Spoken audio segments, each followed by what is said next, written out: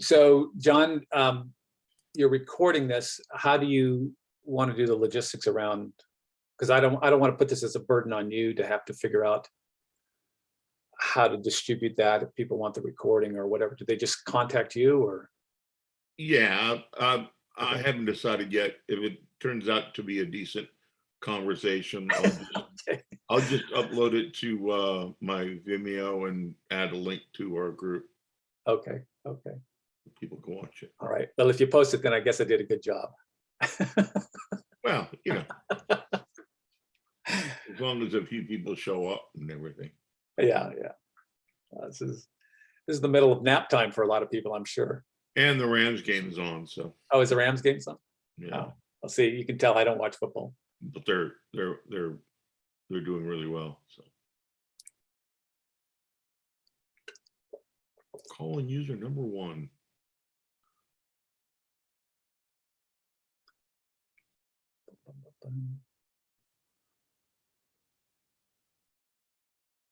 Hello, Raven. Hey. Hey, Raven. How you guys doing? There's that tough link. He should have just posted the link in the thing. Made it easier. No? A lot of people aren't going to be able to join us, I bet. I'm sorry, post the link where? Well, how'd you guys log on? You know how to do Zoom, right? So you kind of like put in the numbers and everything, right? There was no like clickable link, right? There was a link in one of his posts. There was a link. Yeah, I didn't even see it. I mean, I seen the last two, like join us, and I mean, I know how to do it, obviously, but I think a lot of people are not going to be it because of that. I didn't see it. That's why there's only 6 people there. Right? Did you not post the link there, Chris? I didn't catch it. Yeah, the link was in a previous one. I'll just put it in there now for folks. Perfect. That would be my suggestion. Yeah. How you doing, Raven? You've been traveling quite a bit. A lot of good posts. Yeah, we stopped for a while, but we, because of the COVID thing. But yeah, we've been having some fun, man. Had a good year, even with everything that's happening. We did travel quite a bit in the last year, and as soon as this thing breaks again, we want to do some more stuff. Hopefully in March, Mexico, and Europe's out right now, but that's down the line somewhere. I'm looking forward to it. Yeah, we're planning a few local outdoor trips. We're going up the coast. We're going to head out towards the Grand Canyon next month. Things that are outdoors. We're not doing too much indoor stuff. Yeah, no, that's great. All right, so the way I'm still do it. Yeah, exactly. Oh, thank you. Although I'm very proud of myself this year. I started remembering to write in 2022 on the very first day. Yeah, you couldn't wait to get rid of 21. That's why. That's pretty right.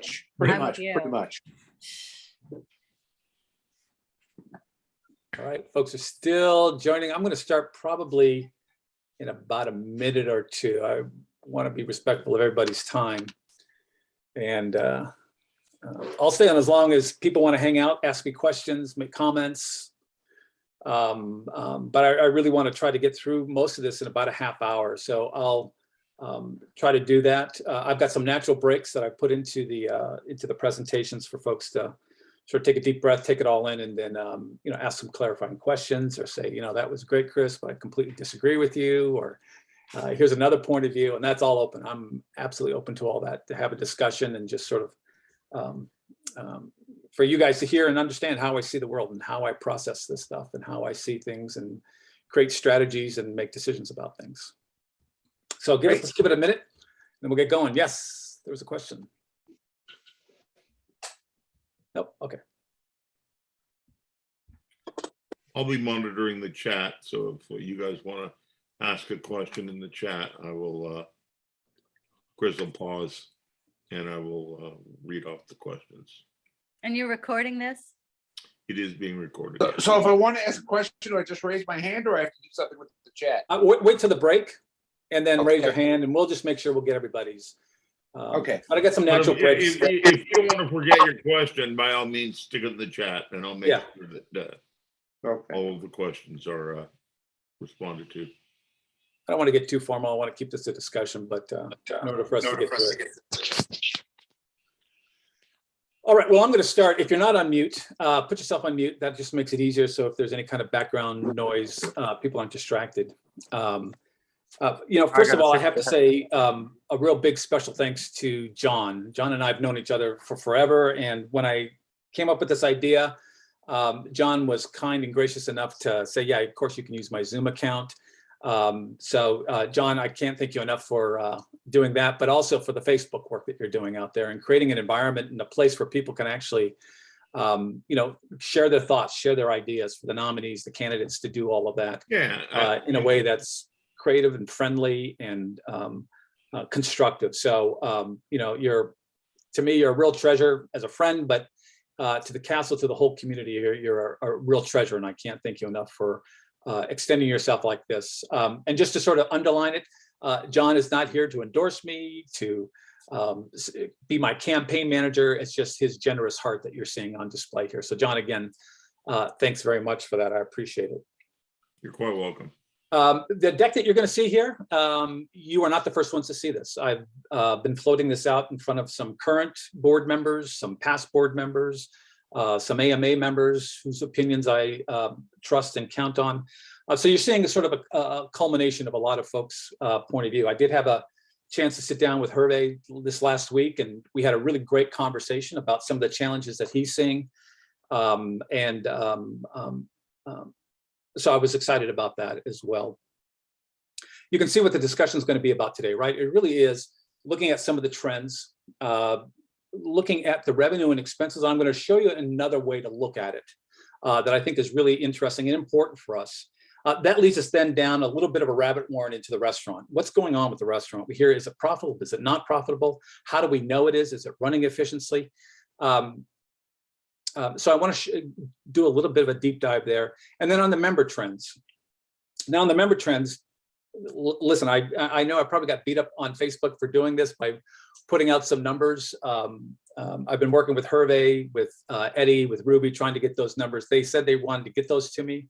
But again, Eddie's closing out the month, he's closing out the year, he's getting ready for a town hall, he's doing membership renewals. So a request from me for some of the membership numbers probably fell to the bottom of his list, but he said he was going to get it to me in the next day or two. When I get that information, I'll update this deck so people have access to it and review those numbers. But directionally, I think it gives us some pretty good insights that I really want to talk about.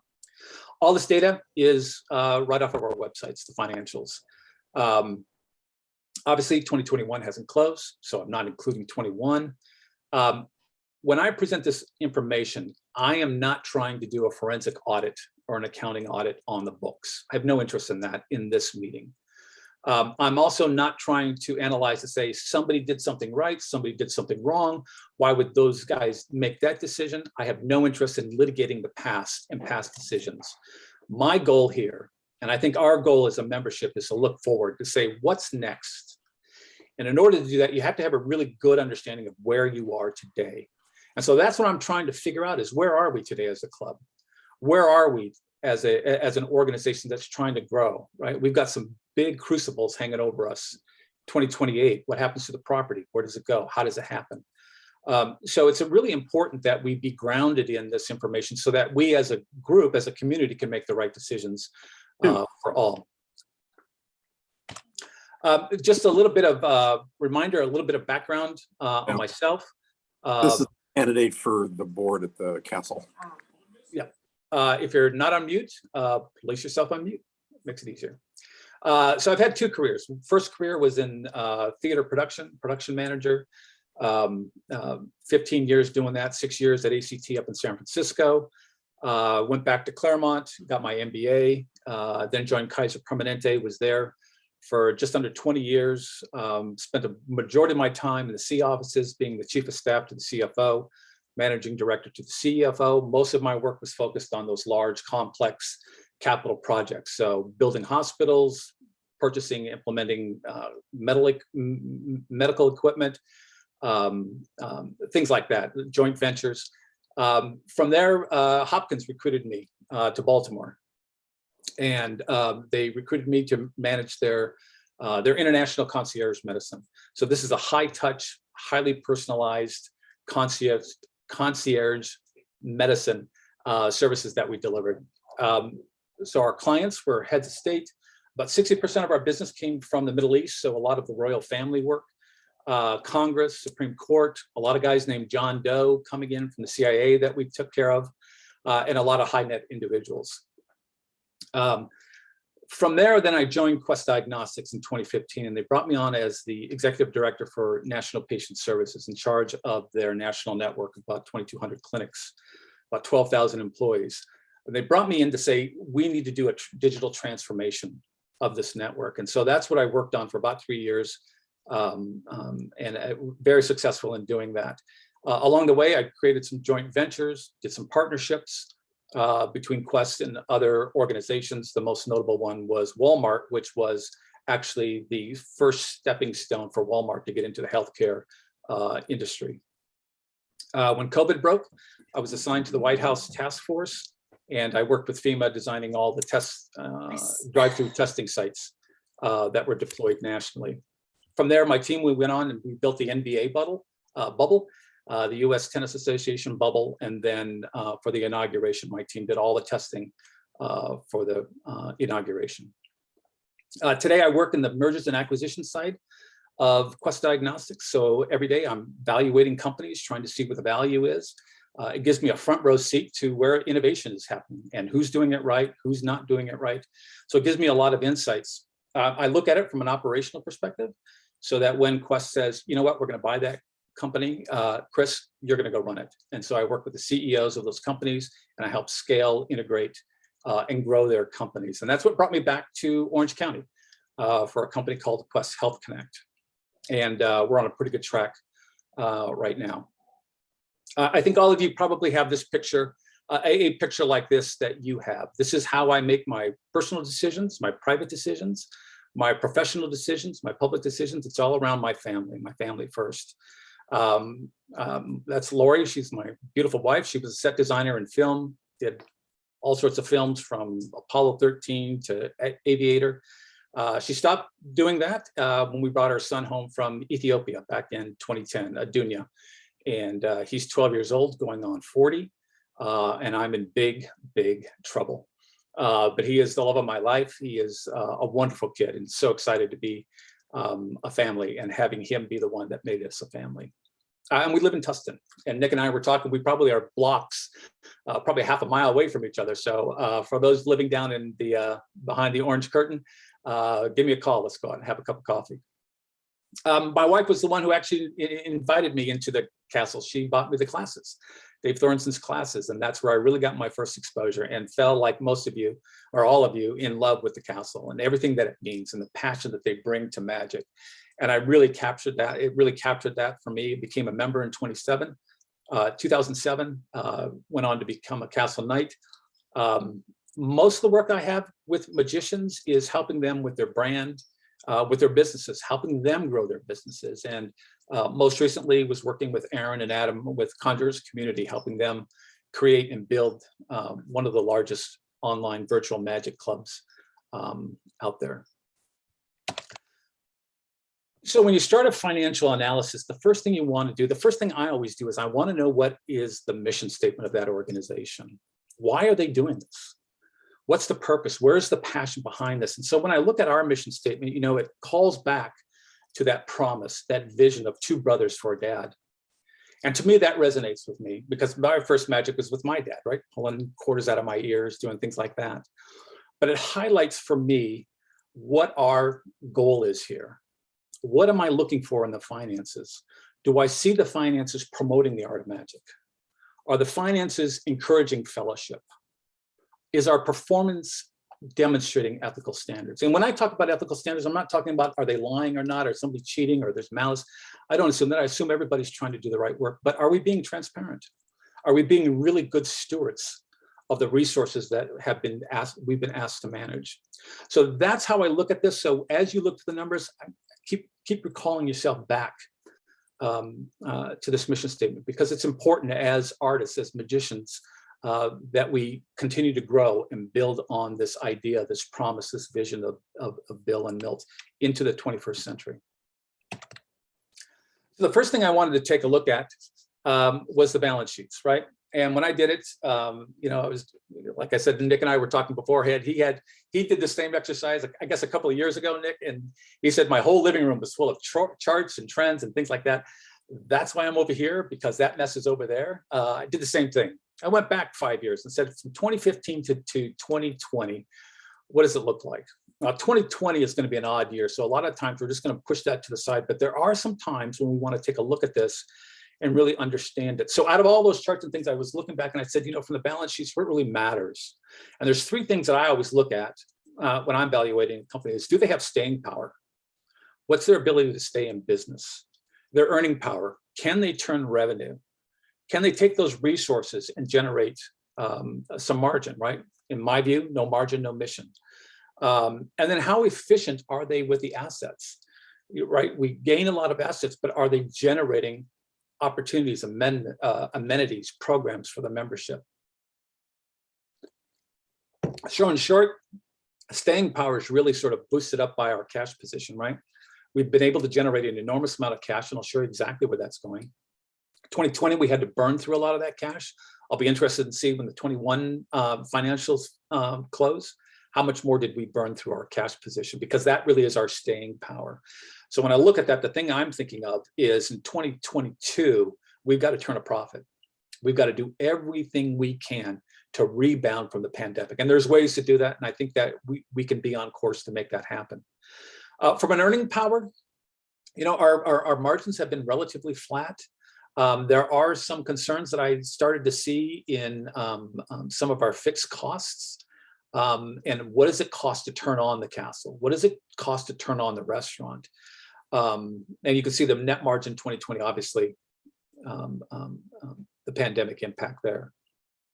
And then on the efficiency, we have all of these assets that we have available to us. And you look at, you know, you look at the castle itself and just, you know, I look at it and I think, how many hours are we open where people can come in and enjoy it?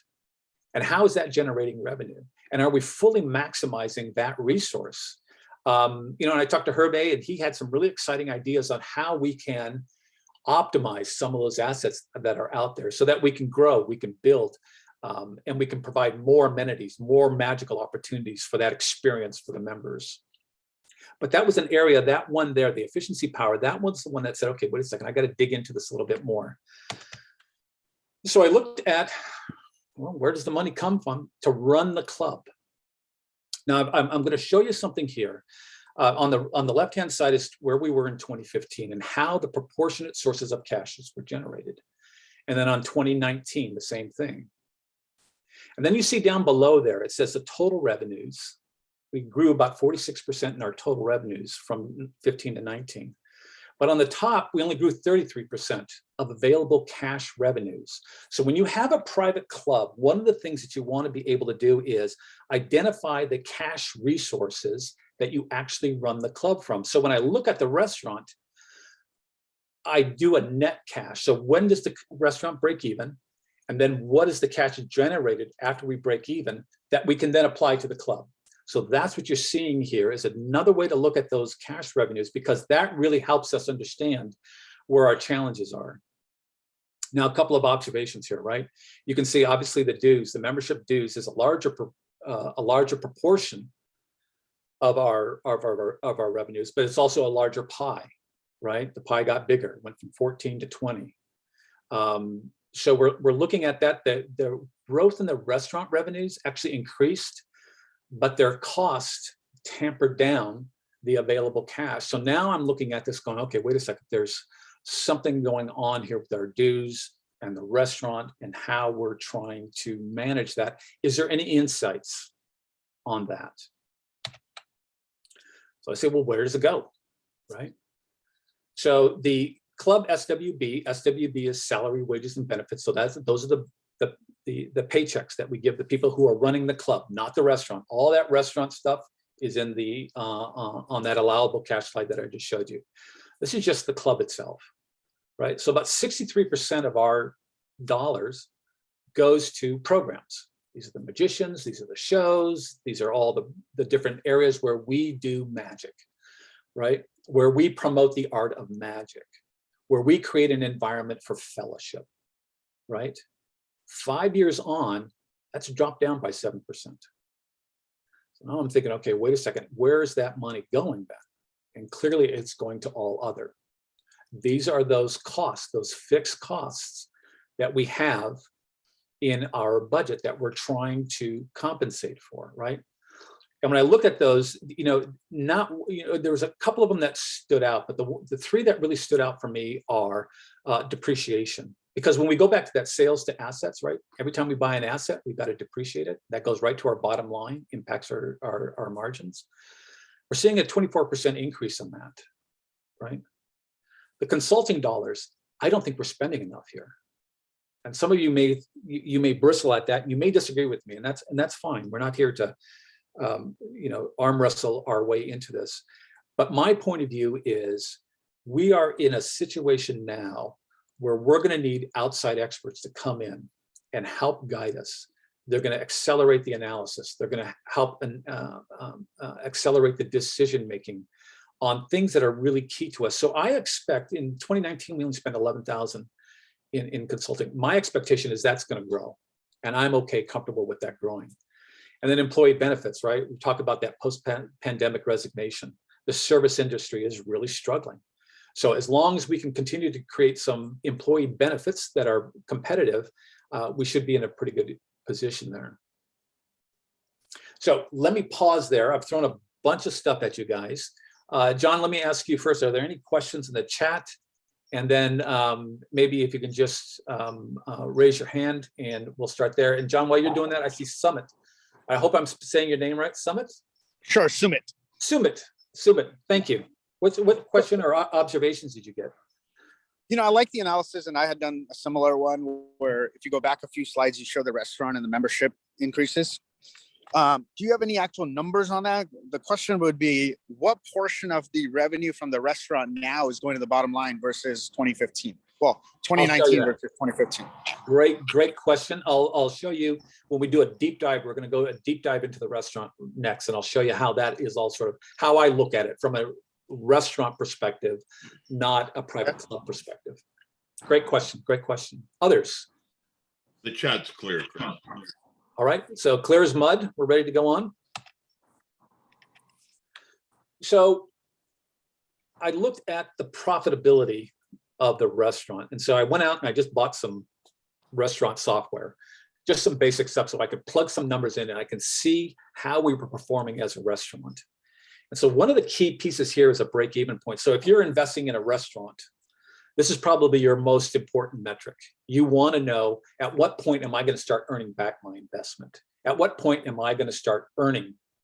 And so you see in 15 there, we had sales of 9.2, right? On top of our total fixed costs, on top of our total variable costs. And our break-even point was about just a little bit over $1 million.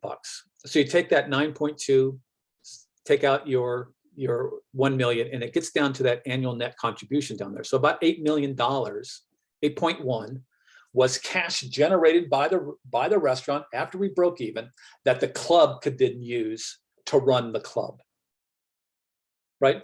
So you see that in 16, sales go up, 17 sales go up, 18 sales go up, 19, they start to slow.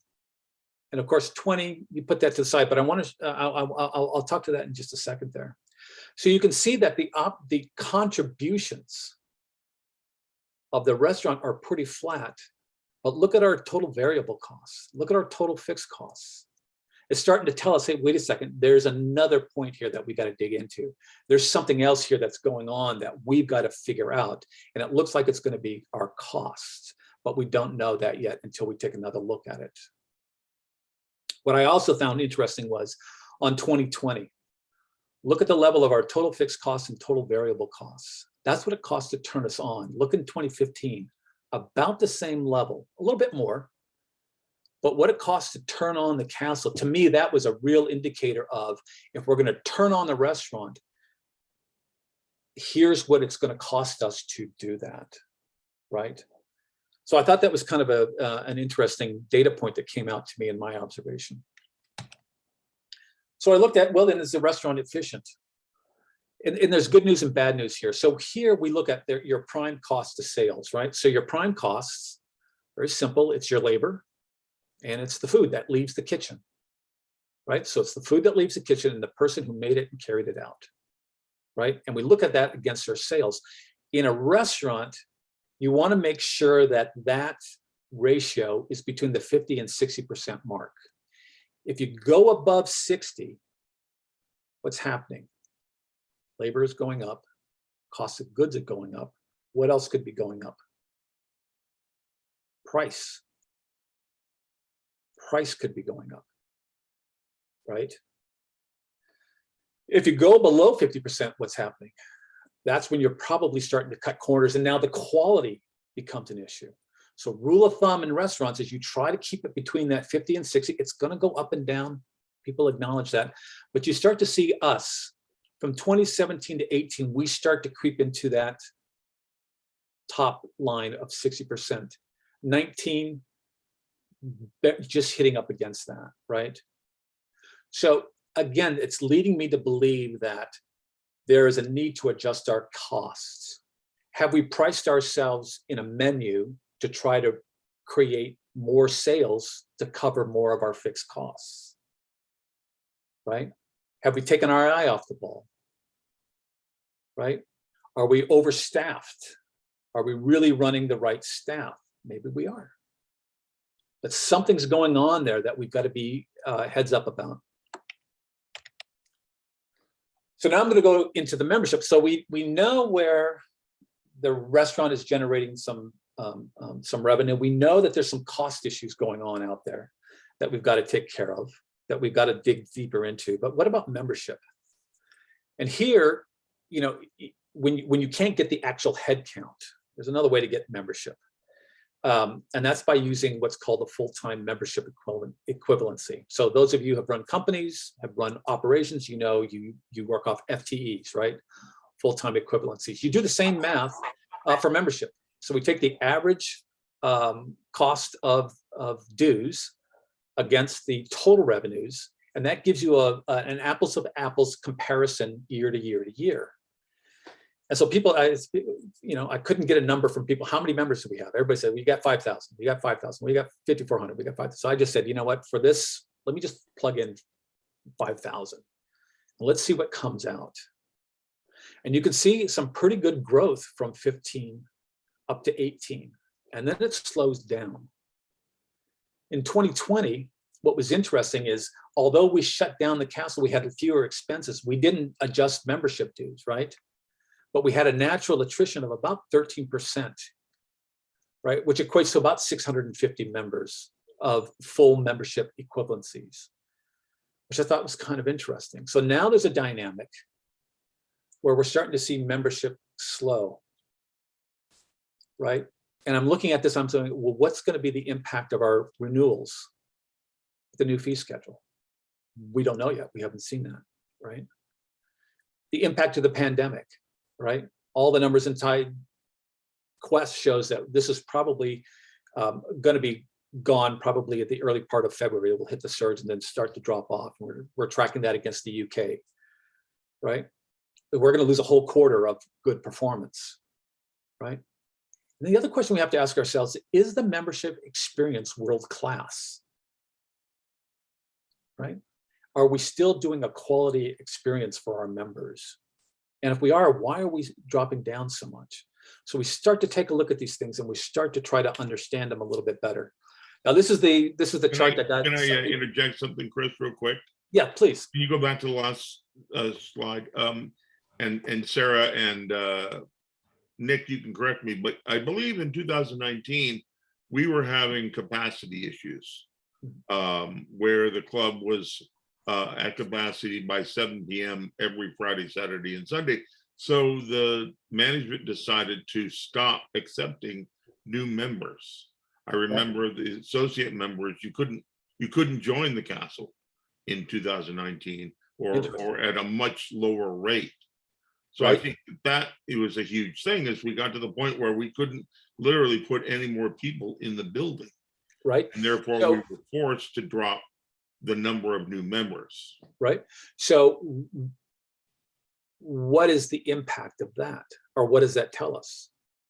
That tell us that asset, the way it's designed, has a capacity issue. It has a limit. It has a cap. There's only so much revenue you're going to get, which to me may be even more concerning about, are we really fully utilizing that asset, right?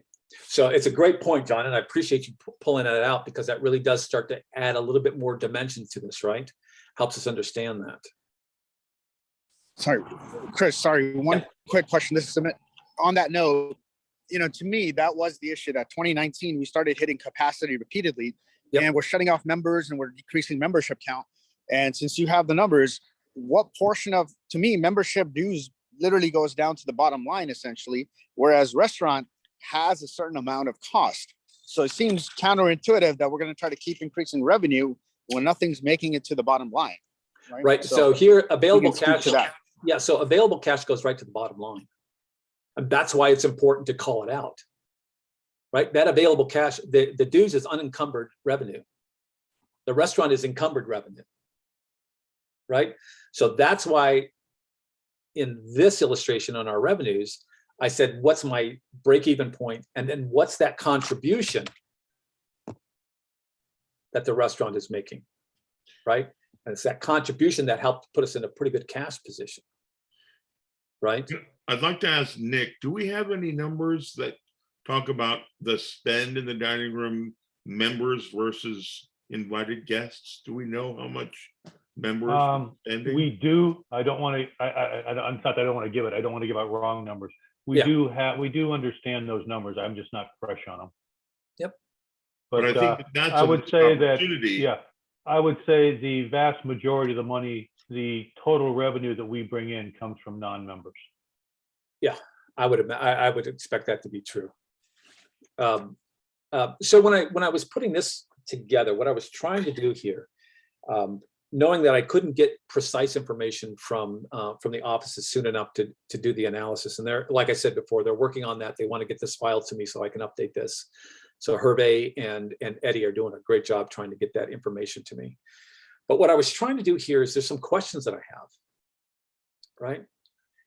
Because going forward, the structure of our membership is going to be important, in my view, right? So the value proposition for the non-resident members, what is that, right? And do they see and how do they see and perceive value? Now, having just come from Baltimore, being in Maryland and for 6 years as a member, for me, it was the prestige of being a castle member. But it also, because I had a lot of business trips out to California, I could come into the castle 2 or 3 times a year.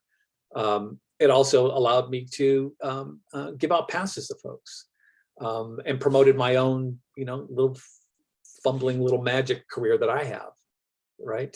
So I found a lot of value in that. But I can tell you, talking to a lot of folks outside of California, outside of the 60-mile radius, what's really the perception? And more, I'm getting people going, I'm not so sure. I'm not so sure. And I think, the pandemic is really causing people to reevaluate. I think the other piece here is that last bullet point too, which is there's a lot of emerging clubs out there. Good clubs, great clubs, fun clubs, right? And you start to wonder, what's that impact going to be to us? Are people going to say, you know what, I'm going to switch over to my local guys, go to my local club, because that's the fun place to be, because I have an experience that I can relate to. Excuse me. Yeah. During the pandemic, we've had all the virtual shows and we've opened up the Behind the Bookcase and all the other things. I thought you said something you just said. I thought people were saying, out of state people were saying it was so much better because they had the availability of those things. It is better. Absolutely. You have to give credit to folks who have started to engage online. I'll tell you what the difference is in the digital solutions that I've done, which is it's not an engagement model. It's a broadcast model.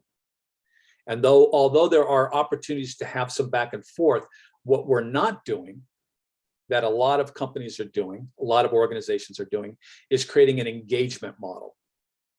And I think that's the difference here. And that's what I'm seeing, at least in my world, and the stuff that I'm doing in Magic, the stuff that I'm doing with other organizations, is you focus on that engagement so that a group of folks can come together in their own time, in their own way, to participate with each other and to create a community. So the broadcast model is great. We did a lot of work there, and there's a lot of investment and a lot of goodness there and a lot of great content, right? And we've got to figure out, how do we leverage that content? And we're doing that by making it available on demand, which is great, right? How are we bringing people together beyond just the broadcast and sort of let's all have a watch party together? So that's the kind of stuff I'm interested in. That's the kind of things that I think we can really make a difference and separate ourselves in the kind of things that we do. John. That content certainly has dropped off since the doors reopened after the pandemic, and I've heard from out of town members that they're missing that that content. I also notice, as I'm at the club all the time, looking at the program, seeing the list of the performers that are being booked, is that we're seeing repeats over and over and over again, primarily because we lost 2-3 apartments. So we have no place to house the out-of-town magicians. And I think the castle has always been known for the premier names in the magic entertainment. And we're losing that right now. Yep. And we need to be really careful, because these performers are going to go to Chicago Magic Lounge, or they're going to go to the place in Nashville, or they're going to go to Hawaii, and we're going to be losing that. And I think that will kill us. Yep. Good points. A couple more questions, and then let me see if I can land the plane here a little bit. Sumit? No? Okay. Yeah, sorry. One quick question on that, since John just brought it up. So, the question we've heard a lot, and I've seen this on forums as well, and it was spoken here. What is the contribution of the members in the restaurant versus people coming from outside? And right. And you spoke about that there's unencumbered revenue coming from members. So to me, if you can maybe speak to it, to me, it doesn't seem that important of an issue who's paying in the restaurant. The fact that we have members and they're paying their dues, that's what's driving really our bottom line more than anything. And I don't know if I would agree bottom line from the I don't know if I would agree with you. I think our restaurant revenues are what's driving and keeping us afloat. Okay. Yeah, and creating us a strong cash position. The membership dues do have a large contribution because they are unencumbered, right? There's no cost, very little cost to get revenue from members. So I tend to think at this point, show me some data that I haven't been read into all the precision that maybe some of you have seen, but I haven't seen data that shows me sort of an alternative view on that. It's a great question though that we should answer though, right? Right. Okay. Good. So when I pull back, and I put together, okay, so Chris, what are you seeing? This is how I see it. And this is my scorecard. You can agree or disagree, change the arrows, the colors. But to me, this is where I think the board is really going to have to spend some time thinking, right? Our revenue positions are good. They're going up. But at what cost, right? Our margins, we're seeing okay margins. That's not bad. But we're not seeing growth in those margins, right? So you start to say, okay, what are our costs? The expenses are going up. Right.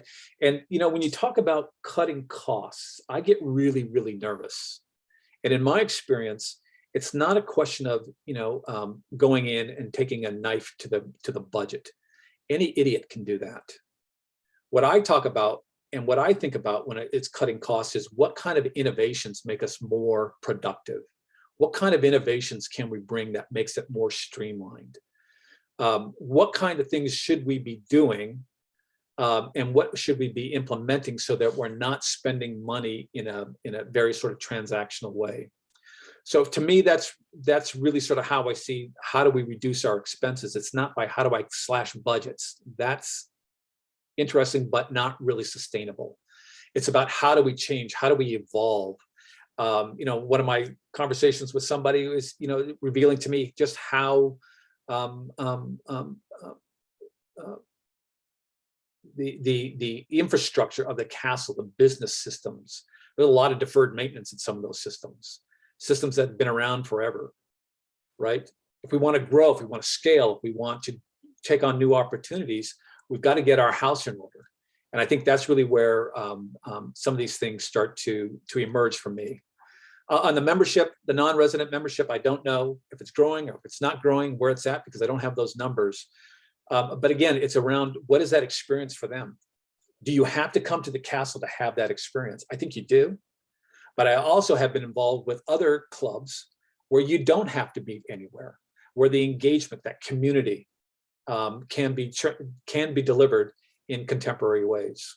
Our membership growth, John, you made a great point. In 19, we had to cap it, which means we had to cap our revenue, right? And then our return on assets. Are we really getting the bang for the buck for everything that we've got going on out there? So that's kind of how I'm seeing this and how I'm trying to line up the dominoes. Again, I'm using this now to really look at strategy. Here's the piece that concerns me the most. When I stand back and I think, okay, I've seen this before, right? You've got a higher cost structure, right? That 30%. Prime cost of sales, our costs in the restaurant are going up. Our membership flat or capped, right? And so what do? We have to increase the prices in the restaurant to cover our costs to generate more cash, or we increase more dues to cover our costs, right? Which go back. But what happens in that swing back at the bottom there is, what's the fallout of membership? How many people do we lose along the way? And do we have enough revenue to cover that? And if we don't, what happens? We've got to take from the club programming. So the programming starts to come down, which does what? Causes us to have to raise prices again, raise dues again, because we have less members to cover those costs. And I'm not suggesting that this is where we're at, but this is a warning signal on what you've seen in business, and I'm sure some of you know, is that death spiral, right? Where you get into this cycle of trying to catch up without really addressing the key issues here, which is around that increasing fixed cost and our costs to operate. So that's kind of how I'm thinking about this. For me, we're at an inflection point. We have to decide what are we going to do here. I don't believe any of the candidates, maybe except the incumbents, have been read in and maybe have some insights. But to me, it's really an inflection point. Where are we going to go with the council? What are we going to do? To me, it's only good news. That is to say that the situation that we see ourselves in is very common. It's not unusual to see this in a private club or in any other company. And the good news on top of that is there is a way through it. There is a way to manage this. There are solutions out there. Hello? Someone was talking. I'm not sure if that was an agreement, an amen, or oh my God, there he goes. But I do feel like we have the ability to turn this around with very disciplined execution on these things. Because when I look at it and when I assess where we could be, goes forward.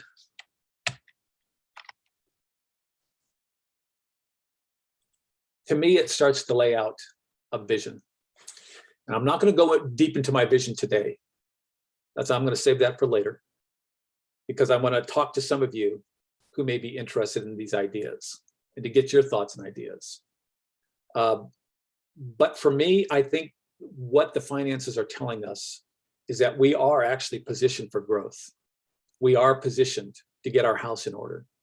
We have the staying power. We have the ability to increase our earnings. We have the ability to add more programs to increase our revenues. So when people talk about we need new revenue streams, we need to cut your cost, think about the conversation we're having here. Come to your own conclusions about it.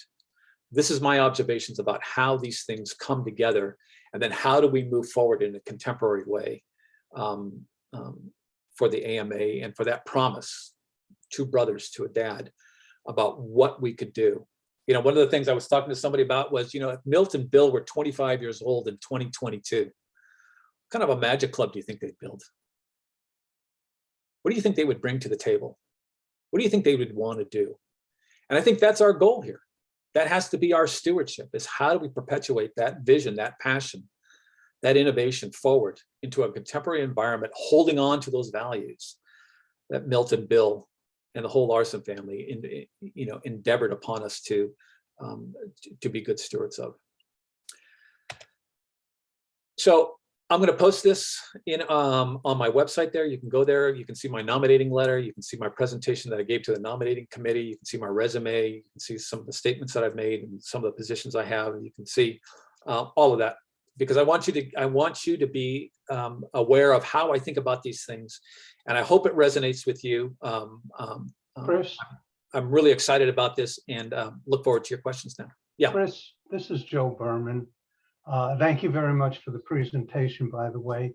You bet. Back in 2019, the manager back then, Joe, sent me a fairly detailed analysis of the membership. And way back then, our life members, effectively our non-dues paying members, was at 13%. Okay, and that does rise by small amounts every second year now that the board is in session. I believe we cannot afford to do that anymore. And I believe that one of the first things that this board should do is to remove that compensation. And it indeed is compensation the way it is written from the castle, because it's not compensation that you're showing on these numbers. And it is a very large portion of our overall budget. Now, there's nothing we could do about the past, but there is something we can do about the future. Great. Thank you. Thank you. Other comments, questions from folks? Yeah, this is Todd Beebe. Sorry, I'm logged into my office account. That's actually a good point. I think if I'm not mistaken, there are 3 classes of life members. There are life members who served on the board for long enough to earn that benefit. There are life members who paid to be life members. And there are other life members that the board just voted to make them life members because they thought that was a good idea. Mm-hmm. One of the things that struck me was how some of this data was so hard to come by. When you asked how many members do we have, that should be a 1-minute question where somebody pushes a button and brings it up. And I'm puzzled that either management doesn't know how many members we have and basically are driving around town with their eyes closed, or somebody knows and they're not willing to tell, which is a transparency issue.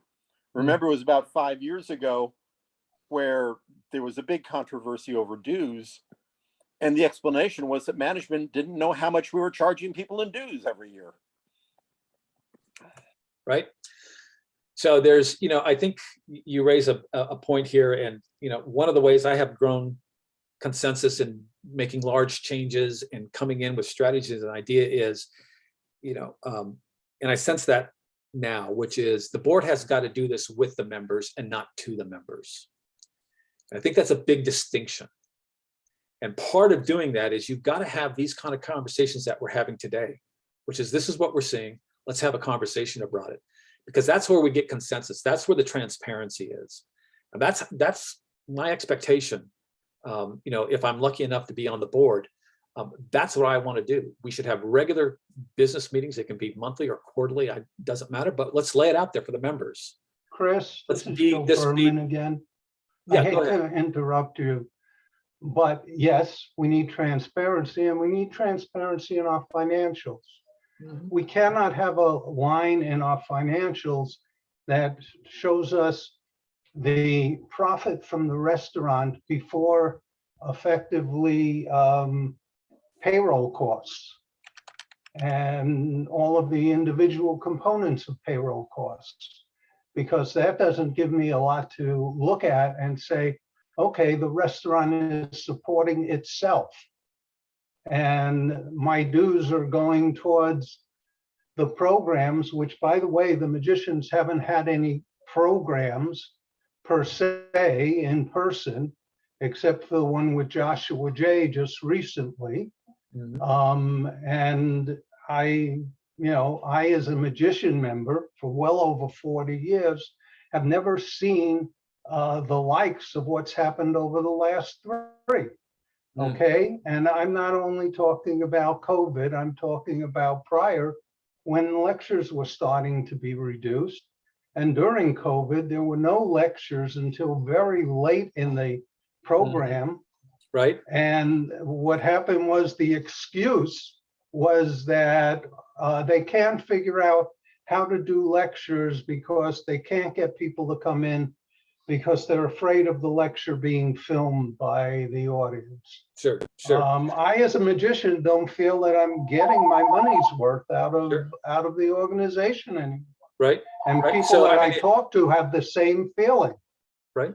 Yeah. And I part of, our stewardship, go back to the mission. We are expected to be stewards. But So Chris, if when I you talk take a about, look at so what's let me happening. make my point. Go So when we ahead. talk about best practices, people are like, well, we got to do best practice. Over there on the slide there, you see the best practices for metrics for a restaurant. Where are these? What is the break-even point? How many have ever seen the break-even point for the restaurants? Right. This was about 20-minute exercise with some software that I bought that was able to say very quickly and very rapidly, here's what's going on. And then it pointed me to say, here's where you need to look. It's one thing to take a picture of the accident, but our board, and this is how I approach things. I don't want to take a picture of the accident. I want to get the tow truck there. I want to get the ambulance there. I want to get things cleaned up. I want to get things in order. And you've got to be very transparent about that. There is discretion. We got to be careful here. I'm all for transparency, but I'm also equally all for discretion and making sure that the right messages are in front of people so they can understand how decisions are being made. They don't need to see how the sausage is being made. And for those of you who have been on boards like myself, you don't want to let people see how the sausage is made. But you do want to be able to explain to them, here's the decision process. This is how we came to this conclusion. And oh, by the way, this was done with you. Here's what your peers talk to us about. Here's the voice of the employees. Here's the voice of the customer. Here's the voice of the member. All those things are important in order for the board to make really informed decisions that create momentum. It's not about control, it's about momentum. How do we create momentum in this business, in this club, that matches our passion for magic, right? And I think they go hand in hand, and that's kind of how I see this. So appreciate those comments. Thanks very much. Other folks out there with questions or comments? I want to speak to the engagement during the pandemic. All of that engagement was tasked to the Board of Trustees, who, after all, are volunteers and never would in a million years have thought that they would be having to put together all of these programs, these online programs. And they should be directing someone to put those programs together. But that's something that the council needs to hire someone to be in charge of all of that content. And they haven't responded to that. And as the amount of online content has dwindled to next to nothing, even though the board of directors made promises in past town halls that they learn how important that online content is, and they will continue to bring it to the membership and increase it. And that didn't happen. And it's, in my opinion, it's because the people required or tasked with doing it are volunteers. So, we need a Jack Goldfinger employee who's in charge of online content. Right. Good points, John. Thank you. Other comments? Again, we need to be a premier club. We need to have the best names performing in the club. And that's not the case anymore. Yep. Good points. Chris, yes. the only other thing, again, this is Joe Berman. Hey, Joe. Normally, when you look at a business and you look Yeah. at a business plan, you also look at the alternatives. And there are alternatives here, potentially. I don't know if they've ever been looked at.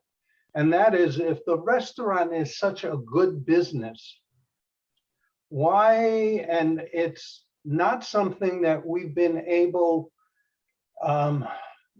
to handle in-house very well because we've had problems. What, have we looked at potentially leasing that out to a corporation or individual?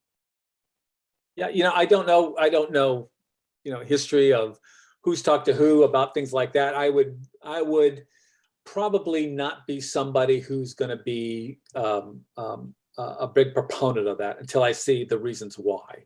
Creating joint ventures and create partnerships is essential to businesses today. And so there are opportunities, but there are upsides and downsides to those kind of decisions. But it also sort of helps me sort of the segue into, I'm going to do the same thing next week. If 3 people show up, great. But I'm going to show you how this strategy translates into those options, John, to help. That'll be the next part of our discussion is I'll show you how you take it from that dashboard that I showed you to a strategy that makes sense and shows you the different options. Now, which options, I would assume, with the lease terminating in 2028, we're 4 years into a 10-year plan. I haven't been read in on what's been happening in the 4 years. I can't believe we've been just sort of sitting there waiting for the new board to come in and say, okay, you guys solve it. I've got to believe that there are folks talking about this, that they are talking to experts in, what is viable for us. So I think it's important for us to look at that spectrum of opportunities and to say, here's the far ends of our spectrum. Here's the far ends of what could happen. And our solution is going to be somewhere in the middle, but let's call them out. Let's see if we can identify what those are so that we can, again, have that conversation, get consensus around what makes the most sense. To John's point that he just made, we've got to be the premier. That's our space. That's our space. We've got to claim it. And as a board member, that's really sort of my focus. That's where my energy is. And so I hope today, you guys, we went a little bit longer than I thought, but I sort of expected and was hoping we could have good conversation. So I appreciate everybody's your feedback. Again, this PowerPoint will be on my website. Let me get to that last slide. There I am. greatgrantini.com/private. And the password is all caps AMA board 2022. And inside there, you'll get all this documentation. But if you've got other conversations that you want to have with me, give me a ping. Some of you have already done that already, saying, hey, want to just have a more in-depth conversation with you. I'm happy to do that. But again, thank you to John and for hosting us today and for really giving me the opportunity for a lot of you to get to know me a little bit better. And again, when we get to the election, I hope you'll vote for me because I am passionate about magic. I'm passionate about this club. And I'm passionate about what the future holds for us. And I hope you share that same excitement. So thanks, everybody. I appreciate it very much. Thank you very much, Chris. I really appreciate you taking the time and Thank you. I know you're Thank you. the success of the club. So Awesome, guys. Appreciate it. Thanks. Thanks, John, as well. you're welcome, Thank Donna. you, John. My pleasure. Anything else I can do? Yeah, thanks to everybody. Thank you, Georgia. Very informative. Very good. Thanks. Good. Thanks.